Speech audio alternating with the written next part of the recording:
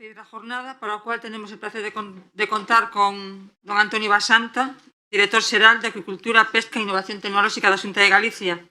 Desde a Cerga queremos dar nuevamente las gracias a los y a las ponentes por sus intervenciones a lo largo de esta mañana, así como a todas las personas que nos han acompañado de manera presencial a través del streaming, esperando que las charlas hayan sido de su interés. Sin más, señor Basanta, cuando quiera.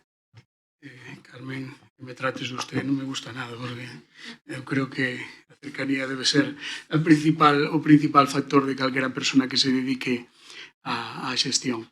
Ignacio, voy a hablar en gallego porque me cuesta muchísimo hablar en castellano delante de gente con la que normalmente hablo en gallego.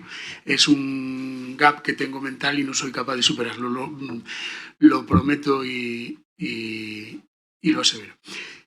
A primeira cousa que teño que facer é darvos as gracias á Cerga. Primeiro por terme invitado, pero sobre todo, eu creo que na parte fundamental, por ter organizado as xornadas e sobre todo por abordar un tema que normalmente desde o sector non diría que durante moito tempo foi tabú, pero que sí que ten os seus condicionantes e as súas connotacións ás veces duras ou incluso dolorosas, tamén podería dicir. Eu creo que aquí saliron moitas cuestións, a verdad que non puiden vir porque tiña outros compromisos de axenda previos pola mañá, pero das dúas ponencias que puiden seguir, eu creo que salen cuestións moi importantes e que además eu tiña mentalmente, viña facendo a miña liña mental para intervir, pero creo que o de intervir de último faiche que normalmente che pisen o discurso, pero eu neste caso non quero acusar a naide que me pisara o discurso, sino que me reafirmo no que tiña que decir, non?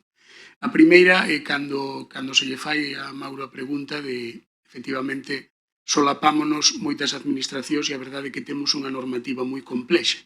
E, ademais, unha normativa que abarca múltiples campos. Hai un estudio por aí que di que a pesca, da máis da ONU, que dice que é a actividade máis reglamentada. Eu creo que calquera o pode aseverar sin moito estudio, non? Porque a múltiples administracións que interveñen na súa xestión, pois eu creo que os condicionantes que ten, primeiro porque se fai nun barco e ten que navegar e alguén ten que regular esa navegación, porque ten unha serie de tripulantes que ten unhas connotacións laborais e de seguridade que tamén están aí encima, porque despois está xogando con un factor que é a pesca sobre un recurso mariño e vivo que ten tamén a súa indicación biolóxica, ten a súa implicación comercial, ten a súa implicación fiscal e, bueno, cando empezamos a mesturar todas estas normativas, certamente controlalas todas non é fácil, pero cumplilas todas é imposible. Co cal, eu creo que xogamos con un factor que é importante poñelo de relevo. Eu creo que dos que estamos aquí, e Mauro que está todos os días nos portos, e moitas Ignacio que tamén lle toca unha parte importante da xestión, eu creo que unha das cousas principales, eu sempre digo que naide se levanta ca intención de fastidiar a naide. Outra cousa é que ás veces, pois no medio da voráxine, e como ben decía Carmen, a maior parte da xente intenta cumplir e intenta facelo ben. E eu creo que ese é un factor fundamental que temos que ter en contra tamén nas administracións. E digo isto porque simplificar a normativa, e eu neso teño que decir que neso a administración autonómica e a do Estado vamos na mesma liña, ademais constame que diante de Bruselas moitas veces as batallas son comuns e neso teño que agradecer tamén á Secretaría General de Pesca que dé moitas veces esa batalla. Simplificar, como ben decía, esa normativa é importante. Falabades antes, pois eso, a posibilidade de que os Estados membros plantexen un recorte no tempo do preaviso ou que se poida facer un pesaxe en destino, pero non é só propoñelo, é que o acepte. E ás veces neso temos que xogar unha parte importante que é o apoio do propio sector e o comportamento do propio sector. E iso, aí é onde vou, hai un factor importante que radica en que ás veces, como ben decía Manuel, naide está en contra do que o inspeccionen. E en velo, como ben decía Nico, en ver isto como unha parte de trazabilidade. O control é unha parte consustancial da trazabilidade e a trazabilidade é un factor que nos pode dar unha diferenciación nos mercados e que, polo tanto, pode ser positivo para todos. Eu creo que no mercado hai dúas cousas, unha é a identificación e dúas a diferenciación.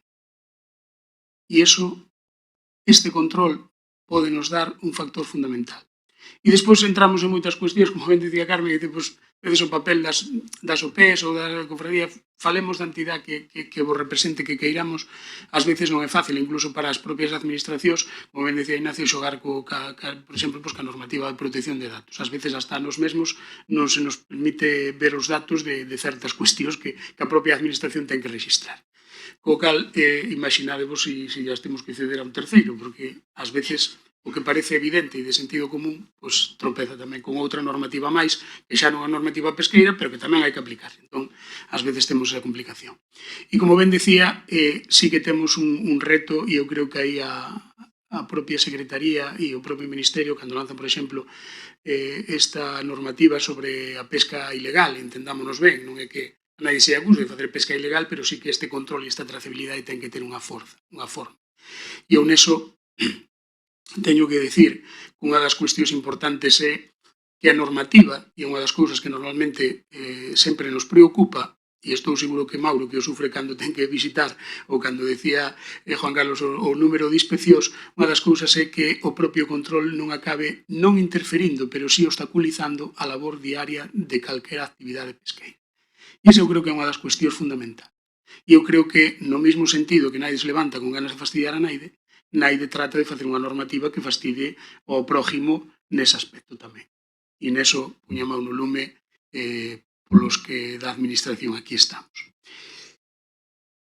Intentando solventar eso, e neso tamén ten moito que ver o que nos pode aportar o propio sector, eu quero facer tamén fincapé nunha cuestión que antes se falaba, non? O tema das sancións.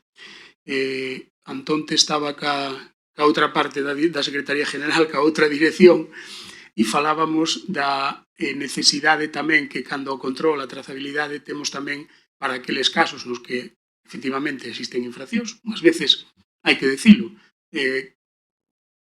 buscadas e sin buscar. Isto como cando vas na carretera, eu creo que nos últimos 44, casi 45 anos, a mitad xa os levo en Santiago, cada vez que vou para a miña casa paso sempre polo mesmo tramo de carretera, que debín pasar unhas 1000 veces, e colleu un radar fixo. Non o busquei, pero colleu. E isto ás veces pasa, de que trates de facelo todo ben, sucede. E neses casos onde sucede, eu creo que temos que ser tamén traballar na línea na que traballa o Ministerio, na que traballamos tamén desde a Consellería, e onde se marca unha directriz de Bruselas que tamén aquilo de que as sancións señan equilibradas e que poidan ser proporcionais e que poidan ter unha gradación específica. Eu creo que ese traballo do Ministerio nese sentido vai a ser positivo, desde logo nós estamos dispostos, como non pode ser de outra maneira, e ademais eu creo que apoiándose ese traballo, porque xa vimos que en algunhas circunstancias pois ese traballo feito a medias con o Ministerio e con Bruselas pois deu bons resultados. Digo isto porque quen ten, e vos tedes tamén unha casa vendedora, pero imaginadevos tamén o que ten unha cofradía, que ten unha lonxa pequena, e ás veces por unha sanción grave que pode ser 150 euros e unha paga rápido, supón que poida perder as axudas xa non só a futuro, sino as dos 5 anos anteriores. Se isto lle poñemos valor numérico, imaginadvos se a Cerga, polo plan de produción e comercialización, se lle conceden 600.000 euros, 5 anos para atrás, directamente pechamos, nos vamos todos para a casa e esperando que nos veñan a buscar. Por iso, ás veces, temos que ser, imaginadvos tamén no caso dunha cofradía, co mellor, por un caso que tuvemos tamén dun desfase en casi 5 toneladas de molusco bivalvo, imaginadvos berberechos, ameixas e demais, e que te equivoques nunha mostraxe e que teñas un tallaxe inferior á normativa. Pois directamente pecha a cofradía. Esperemos que non con eles dentro. Pero esas cuestións, eu creo que é unha das cuestións tamén a futuro, porque entendemos que isto, como é un todo, debemos traballar e, desde logo, aí necesitamos tamén unha cuestión fundamental, que é a participación do sector para ver a casuística amplia do día a día e todas estas cuestións que se dan. Antes falaba Juan Carlos do tema das veces de revisión de tripulación. Pois ese tipo de cousas tamén necesitamos sabelas e orientalas para que desde cando un fai unha resolución, como ben decía Mauro, pois claro, cando faz 5 ao día e firmas 5 ao día, somos humanos, erramos, e ás veces ou non vai todo o que debería ir, ou nos equivocamos. E iso ás veces tamén necesitamos sabelo, porque tamén eu creo que é importante que desde o sector se nos faiga saber antes de que exista o problema. E eu creo que iso é fundamental. Por iso eu vos teño que agradecer moi moito esta xornada. Por iso eu creo que se lle dé continuidade en moitas cuestións é fundamental e eu, desde logo, pareceme que este é o camiño porque cando non busca outra cousa que facelo ben, todos debemos axudar a remar nesa dirección. Así que moitas gracias a todos, a Carme a primeira, a Alberto, a Manuel e toda a xente, as cabezas visibles de Acerga e, sobre todo, pois a todos os ponentes, porque creo que si todas as ponencias foron como estas dúas, o nivel era importante. E a Ignacio tamén por estar aquí, porque creo que sumar todas as administracións é importante e eu, desde logo, teño que agradecerlle tamén a presencia hoxe. Moitísimas gracias.